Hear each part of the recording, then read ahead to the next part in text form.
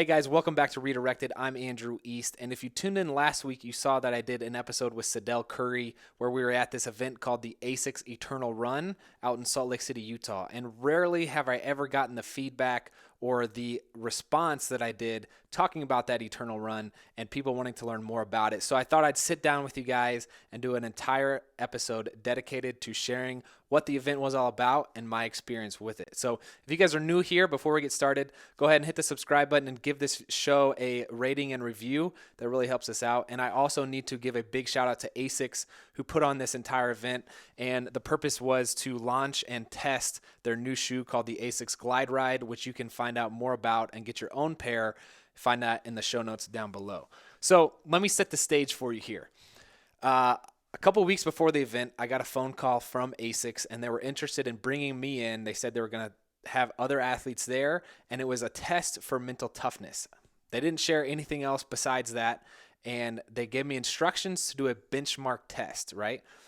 What the test was an interval test that was 15 minutes total, and you were supposed to run 3 minutes at a 1% or at a 10% intensity, take a 1 minute break, 3 minutes at a 30% intensity, take a 1 minute break, 3 minutes at a 50% intensity, 1 minute break, 70%, 1 minute break, and 90% intensity. All right, so that whole test takes 15 minutes, and I had to do it outside on a track. They measured your distance and your heart rate apparently, and they were going to use this in constructing this competition that, again, we knew nothing about. So Shawn and I hop on a plane and we go out to Salt Lake City, and I had never felt the competitive thrill or the anxiety as much as I had felt during the lead up to that competition. I didn't know what I was doing. I felt like my body was ready, but I wasn't sure. And when we got to the hotel out in Salt Lake City, I started seeing other athletes there. So you get to know them. One guy played 15 years in the Premier Soccer League. Another was an ultra marathon runner. Another was an Olympic short distance, like 800-meter runner. So you start meeting these different athletes, and obviously it's a running event because, again, Asics is actually the number one brand in running. And so I figured it was going to be a running event, but I didn't know how they were going to incorporate me, the 230-pound football player, and pit me against or put me in a competition against, this ultra marathon runner. We're completely different athletes. How are they going to balance that out? So we had this whole series of kind of meetings and events that we were supposed to go to. There was a stretching class. There was this yoga class, different kind of things to help prep us for the event. And we had a meeting on the Friday night before the Saturday run. So at this point, I'm in a room with the other athletes, and there's a professional CrossFitter. There's an Olympic marathon runner. There is a couple more marathon runners. There's these fitness gurus who lead fitness classes and do fitness professionally. And look, I'm in good shape, but compared to these people, I weigh 230 pounds, and I have some disadvantages in some areas, although, advantages in others. If it was a weight competition, I'd probably do pretty well, but I didn't figure that this was a weight competition. So anyway, we get sat down on this Friday night, and they tell us that the next morning we have a 3 a.m. wake up. We're going to drive down to the Salt Flats, which was about 2 hours away, and we would be given a pace there. We didn't know what that pace was, but we were told that if we dropped below that pace per mile 3 times, we'd be yanked from this race. They didn't give us any course. They just said that it was an open field. We could run wherever. They mentioned that there was no start line. It was a starting arc, and so we would all kind of shotgun start and run wherever we wanted to in this big old field.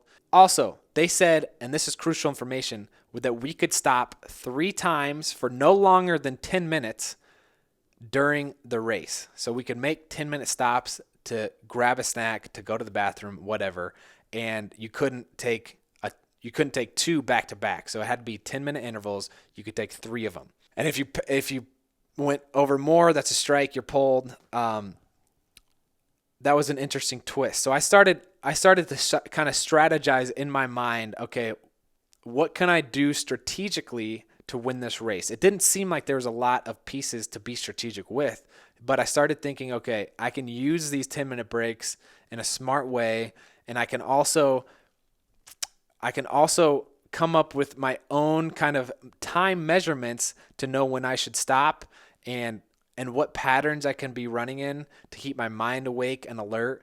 And so I started to try to strategize, even though it felt like there was no strategy to be given. As they were describing this, Shawn was sitting right next to me, and I was just so excited. I was so thrilled because I was like, this is what I've always wanted as an athlete. I've always wanted an opportunity to test my mental toughness. And that's what that's what they were doing. So they described to us how they used the sports scientists to evaluate all of our benchmark tests that we did, that 15-minute interval test. And essentially what they did was they gave each of us this pace per mile that equalized the muscular and cardio component of running, that left us solely to compete against our mental toughness, right? So the ultra marathon runner had a way quicker pace per mile than I did. And that way we were able to compete against each other truly and see who was more mentally tough. The game was who could outlast the other person. So here's the interesting thing. If everybody did the benchmark test correctly and at the appropriate intensities, everybody should theoretically fail at the same time. It'll be different distances, but everybody should fail at the same time. The only variable factor is the mental toughness. Will I quit when I feel the burn immediately, or will I push through that for a certain amount of time? That, to me, was the interesting part about this whole test. And so again, I'd always wanted to test myself. It's just curious. You always have this trash talk as a football player, like, basketball players are so mentally weak and they got it easy and they're soft, and baseball players aren't even athletes and they're out there, they just stand in a field. Soccer players, you'd think they'd be in good condition, but you never actually get to test yourself against different athletes. And so I was just, initially, I had this thrill of excitement. And then as I started thinking about the fact that I might not be as mentally tough as I thought I was, or that I might not be the most mentally tough in the room, I started to get really, really nervous. So we went to bed that night. I ate a similar meal as I did during the marathon when I did the Boston Marathon. Had a similar pregame meal. Went to bed at 7 o'clock. Shawn was there consoling me the whole time. She was extremely jealous that she couldn't be a part of this. She's pregnant, and it's not advised that she run long distances or strain herself like that. But she was help prepping me. She gave me a little leg rub down. She helped, pull up a warm bath for me, and we went to bed early. 3 a.m. wake up, and again, I'm nervous. I don't know what to expect. I don't know what's about to go down. I don't know what my pace is. I'm hoping it's something that is reasonable and I could go out there for, at least a half hour, 45 minutes. So we drive out in the pitch black. Utah is the most beautiful state to do a road trip in, by the way. If you haven't, I highly recommend it. Southern Utah, all of Utah, it's just amazing. And so, we were driving south. There's the rim of the sunrise on the horizon. On the way down, I was listening to David Goggins. He's this ultra marathon runner who says that when you meet your limit, when you feel like you're at failure, you're only 30% of what you're capable of. And so I was listening to all this motivational stuff. I was pumped up. I was ready to go. And we get to the Salt Flats, and it's like we pulled up to a different planet. It's literally like we were on the planet Mars. We pull up, and there's this tent that they had set up with the wind blowing. They had these red lights, and it had this kind of eerie feel to the experience. And all the athletes unload. They have us change into our running gear. They have us go to the bathroom. I don't know if you guys are like me, but I have to go to the bathroom before any big competition. And then it's a very short turnaround before they're having us do this warm-up run that lasted about 5 minutes. Then we're supposed to meet back at this tent where they're going to give us our pace. Now, when I talk about the Salt Flats, I was shocked at how soft the surface was. So I thought that this was going to be a very hard surface like asphalt. But when we got out there, we quickly realized that the salt had been dampened, I think, the night before by a rainfall. And so it was collecting on our shoes. I wasn't sure how I was going to play that, but it definitely factored in, and it took a huge toll on my muscular endurance. So again, I am nervous. I'm excited. I'm talking with the other athletes. Some are like down to have a chit chat. Some are not. I think everybody was in game mode, and that displays itself different. I kind of like to chit chat. In case you ever compete against me, I will talk your ear off. So we all get huddled up, and they start calling out names. So one marathon runner got her pace. It was like 13:30. The CrossFit guy got his pace. It was like 12 minutes.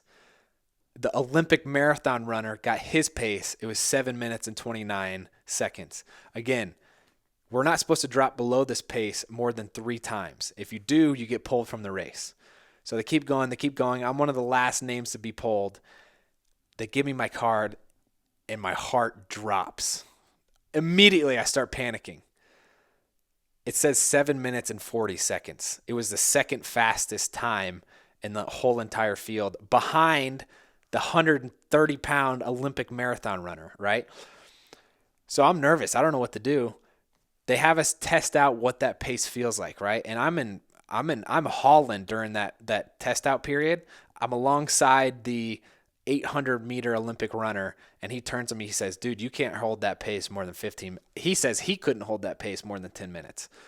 So I'm like, yeah, no, I'm huffing and puffing after 3 minutes of holding that pace, and I kind of go sit down and collect my thoughts. I don't know what to expect when the 800-meter runner goes and pulls the sports science guy aside and says, "You got to drop his pace." So they put me in the same category as a CrossFitter, and they gave me 10 minutes and 45 seconds was my pace. So a little side note on the interval test. I feel like as a sprint power athlete, my benchmark test was a little biased. Since it was like a 3-minute interval, I can hold a pretty steep pace for 3 minutes. Obviously not the same pace as the Olympic marathon runner, but compared to the other athletes, it's more like 3 minutes you can push pretty hard on. And also, I probably didn't run my 10% intensity as slow as I should have. So my test was a little skewed. For future reference, in case you're curious out there, why I got such a quick pace. I probably did the test wrong, and it was also a little favored towards me as a power athlete. Anyway, we all have lockers. It's this beautiful setup. They had brought out all this equipment. Again, it was for this launch of the new shoe called the GlideRide. And so my locker is number 2. I found out that's because I had the second fastest pace. So in the locker, you had a Camelback with water in it. You had socks, you had a hat, and maybe a pair of gloves. And then they also gave you Bluetooth headset, right? So here's a catch. This whole thing was to test mental toughness. And if you're anything like me, music or knowing how much longer you have left can really be crutches for your mental state. So the game was you couldn't be out there with music playing, with podcast playing. You couldn't have a watch that told time. It was just, or you couldn't have your cell phone. You couldn't be making calls during the run. It was just you and your mind and nothing else. And the reason they did it in the salt flats was so that you didn't have landmarks to help push you to. So like, when I'm out on a run here in Nashville, there'll always be a stop sign or a tree or whatever the landmark is that I'll be like, oh, I can make it that much further. In the salt flats, there is no landmark because it's literally, imagine desert, right? It's just desert. So they gave you this Bluetooth headset that they were going to call you on every time you drop below your designated pace. That was the only thing that they had those Bluetooth headsets for. You couldn't play any music in them, whatever. So then we do all the intros and we run out, and it was like this big, they had an announcer there. They called my name, professional football player.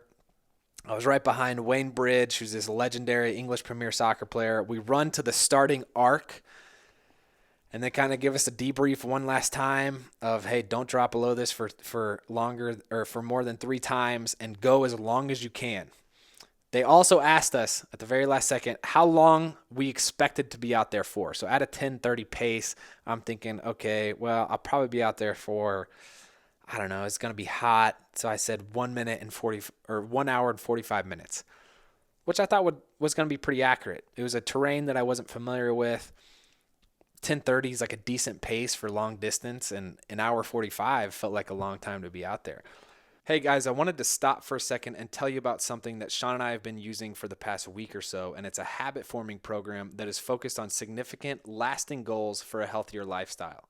We all know that getting in shape isn't just about losing weight. It's about learning healthier habits and feeling better about yourself, whatever that means for you. Well, what if you could use one program for all your health and weight loss needs? Noom is a training app, it's a calorie counter, and it's a meal plan all in one. Plus, you get a goal specialist, mine's name is Emily, and a community of members to keep you motivated and accountable. Noom is unlike any program I've ever used or seen before. They really focus on your ultimate why to help you understand and motivate your new healthy habits. My goal? Well, it's to help make sure that I can still beat my son in wrestling in 18 years or take my daughter on an awesome outdoor adventure. Noom does a great job at educating and motivating me in a fun way that keeps me coming back. And it empowers me to be encouraged that I can go out and be health conscious. My social life doesn't have to suffer. The app is super easy and gives you a daily list of tasks with a coach and a group, shout out to Rachel and Clarissa, to help you through it. Noom is a habit-changing solution based in psychology that helps users learn to develop a new relationship with food through personalized courses that teach you why you do the things you do and arms you with the tools to break the bad habits and replace them with better ones. And don't be intimidated. Noom just asks you to commit 10 minutes a day, and it's really become a 10 minutes that I've grown to enjoy. You don't have to change it all in one day. Small steps make big progress. Sign up for your trial today at Noom, that's Noom.com/redirected. What do you have to lose? Visit Noom.com/redirected to start your trial today. That's Noom.com/redirected, the last weight loss program you'll need. It really is awesome, guys. Check it out in the link in the show notes. So they give us the starting horn, and off we go. Everybody off in different directions. And there I was, just me running towards the sunrise, surrounded by these other athletes that were all going at different paces with. And my initial thought was, hey, Andrew, just don't be the first one out. And then I realized that if I was going to actually succeed in this race, I needed to change my mindset and say, hey, you're going to go until you can't go anymore. So what did that mean for me? I said, I'm going to go until I cramp up and my legs and muscles literally don't let me go anymore. So we start going. I'm staring straight into the most epic sunset I've ever seen in my life. It's amazing. You got the salt flats, then there's this mountain range on the horizon, and then the sun coming up over top of that. It was awesome. And I'm running next to this CrossFit guy named Kenny. So I got my first strike about 10 minutes in because Kenny and I were chit-chatting, jogging beside each other, and I looked down at my watch and I dropped below 10:45. Now the tricky thing was about these watches, it wasn't really live time. They would kind of jump. They would be delayed and they would jump in 5-second intervals. I was so mad at myself and upset that I blew my first strike so early. But after that, I didn't make that mistake again. And I took off by myself. I wasn't going to chit-chat. I was there to win this thing. And I started thinking about, as I was running towards the sunrise, what my motivations were and what I was going to think about for the next couple hours because it was just me and no distractions. So I started telling about my life story. I started talking about my dad and how he had such a big role. He did Ironmans, and he's the reason I started football. And I started thinking about my brothers. My oldest brother, Guy, is this Olympic cyclist. JD is the reason that I really am into sports and competitive at all. He was always pushing me. And then I started thinking about the child that we would soon have. And now we're, at this point, less than 1 month from having our first kid. And I realized, I never got this before, but I realized that was my main motivation. I wanted to succeed and win this race because I wanted my son or daughter to know that I was a badass. I wanted them to know that I was out there, and I wanted to tell them this story that I went against 20 other professional athletes and I won in a contest of mental toughness. I wanted to do that so that they could have this example that, maybe they'd be inspired by themselves. So go on this journey. I start telling my life story. I'm literally talking out loud. I had this GoPro here, and I'm curious who had to go through that because it had to be hilarious to listen to me talking myself. But I realized that there was a way to tell time, and I was going to look at the sun and see how far off the horizon it was based off of distance. So I would hold up my fingers like this, and again, I'm jogging this whole time, so I'm kind of bouncing, but I'm gauging how high the sun is based off of my fingers. And so I figured out that about 2 fingers was a 10-minute time period. So I started running. I was doing zigzags just to keep things interesting. And the further we got away from this tent, the softer the salt got. This is another part of the strategy. Besides telling the time, there was also 4-wheel tracks. And so I realized that the tracks were probably more compacted than the salt itself. So I was only going to run on the tracks so that I didn't accumulate as much salt on the bottom of my shoes. Now, again, these things, if you would have seen them a couple hours ago before I washed them, were coated in salt. And on the bottom and everything, it would just collect. Like, it felt like a couple pounds of salt during every, 10 strides or so. And so you'd have to run, kind of drag your heels and knock the salt off. But I ran on the compacted trails that had already been laid and driven on. So I'm going. I see people stop at this, they were taking their first 10-minute break, and I wanted to go for what felt like at least an hour. So I was going to go until there was like 6 fingers up in the air. I'm telling my life story this whole time. And by the time I made it to essentially the second restaurant stop where people were stopping for the 10-minute breaks, I realized I wanted to go a little bit longer. So I turned around, and other people kept running further, but I didn't want to keep running into the thicker salt. So I turned around back to the tent, and it must have been about an hour and a half before I took my first stop. Took my 10-minute break, milked that thing. I took some salt tablets because what kept me and held me in the marathon was my quads and my calves were cramping. And so I didn't want that to happen again for as long as possible. And so I was just popping these salt tablets, and I would just sit down until about 8 minutes, and then I would stand up and kind of lightly walk around. So by the time I took my first break, there was probably 10 athletes out. Shawn was, meanwhile, I didn't know this until after, watching at the tent, the base camp tent. They had this big Hunger Games portal where they would show people's faces and where they were and the pace that they were keeping and were they still in the race or not, and would show everybody. It was literally like a Hunger Games-esque display. So I go out, and after my first break, I was tired, right? I wasn't in the mood of like inspiration or motivation. I lost that edge, and it was just, I went black. I don't know how you guys go when you compete, but I kind of black out. Like on the football field, once I'm off the field, don't ask me what happened out there. It was just me following my instincts. So that was what happened to me after my first break. Was I just ran out, and I was like, I'm just going to go as far as possible. I'm starting to look at the other athletes, trying to gauge how many people are out there.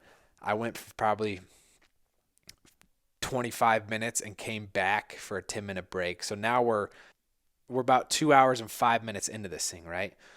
And by the time I took my second break, I had a feeling that I was in the at least top half. So there's maybe like 10 athletes left, and I really started to feel tight in my quads. And I was like, oh no, not this again.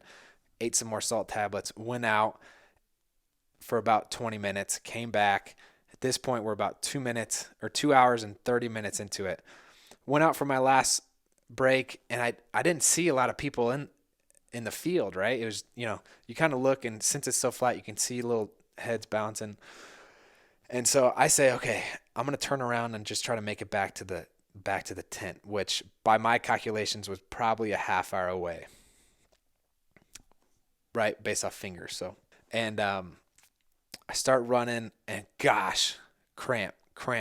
Every step, it was just hurting. And I was like, no, I'm going to make it to the tent. I'm going to make it to the tent. And I'm starting to limp. My hip gets tight.